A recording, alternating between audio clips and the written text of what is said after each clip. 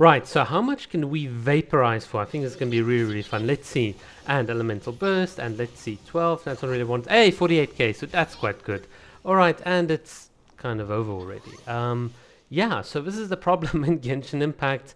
The content is just not there, and if there's no content, like, why do you even need to spend on the game and so on? So yeah, that's kind of the predicament we're in. So I decided to go back to Mondstadt, to go back to our origin and play some of the old content. So I haven't fought the Volin in a year, and honestly, after fighting him, Andreas, and a couple of enemies, I've noticed that my account is just way, way, way too strong. In other words, the progression I've got on my account far outpaces any of the content in the game, and that actually means that the old regions are not as replayable. And this is problematic because in Genshin Impact, once you found a chest or a puzzle and so on, you obviously can't redo it because, well, what incentive do you have? And so the only other thing that really can sort of carry you is kind of the combat and the enemies. But if the enemies don't scale with your account progress, in other words, if there's not at AR60 an optional opt-in higher world difficulty level to sort of like make the enemies tougher, give them more aggressive AIs and so on, well then the entire replayability of the game is kind of not there.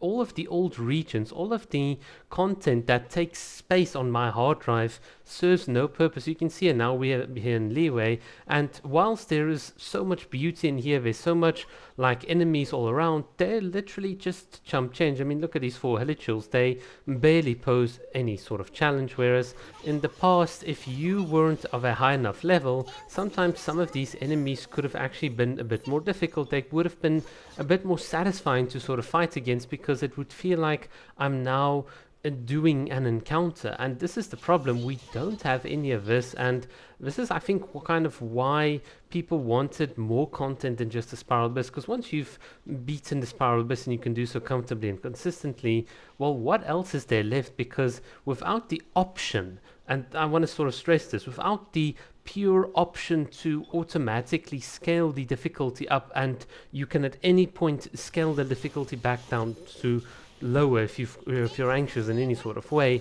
Without that option, the game itself really kind of loses out. And I think what hurts the game is the fact that currently we are moving away from the combat, from what was actually kind of fundamental to this world of Genshin Impact, leveling up, getting talents, all these things. We're moving away from that, and we're almost progressing or regressing to a sort of mini game simulator, and that to me just makes it less fun. It's especially if you're someone that's got like Constellation 6 characters, or you've spent like in the game, it almost feels like you've been punished for spending, because you've just reached the point of being able to do less faster.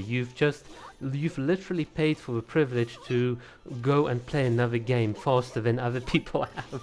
That's literally what it is.